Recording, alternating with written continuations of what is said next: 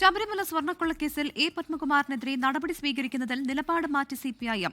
നടപടി സംബന്ധിച്ച ചോദ്യങ്ങളോട് ഇന്നലെ വരെ പത്മകുമാർ ജയിലിലല്ലേ എന്ന് ചോദിച്ചിരുന്ന സംസ്ഥാന സെക്രട്ടറി എം വി ഗോവിന്ദൻ നടപടി ഉണ്ടാകുമെന്നാണ് ഇന്ന് തിരുത്തിയത്. ശബരിമല സ്വർണ്ണക്കൊള്ളക്കേസിൽ പ്രതിപക്ഷം വിമർശനം കടുപ്പിച്ചതോടെയാണ് സിപിഎം നിലപാട് മാറ്റാൻ നിർബന്ധിതമായത്. അയാൾ ജനപ്രതിനിധിയൊന്നുമല്ലല്ലോ, അയാൾ ആകെ CPIM-ന്റെ മെമ്പറല്ലേ. മെമ്പറാണെന്ന് പുറത്താക്കേണ്ട കാര്യമില്ല. ഇപ്പം ജയിലല്ലേ ഉള്ളൂ, പിന്നെ പുറത്താക്കേണ്ട കാര്യം ജയിലല്ലേ ഉള്ളത്.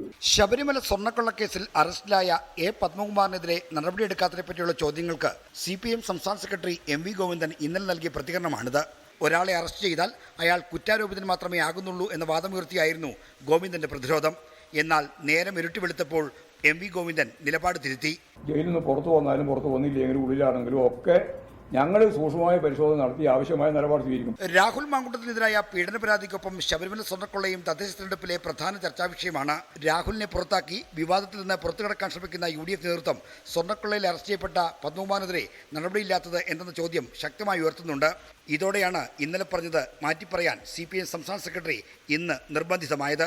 അറസ്റ്റിലായ പത്മകുമാറിനെ സംരക്ഷിക്കില്ലെന്ന മുഖ്യമന്ത്രിയുടെ പ്രതികരണവും നിലപാട് മാറ്റത്തിന് എം വി ഗോവിന്ദനെ പ്രേരിപ്പിച്ചിട്ടുണ്ട്.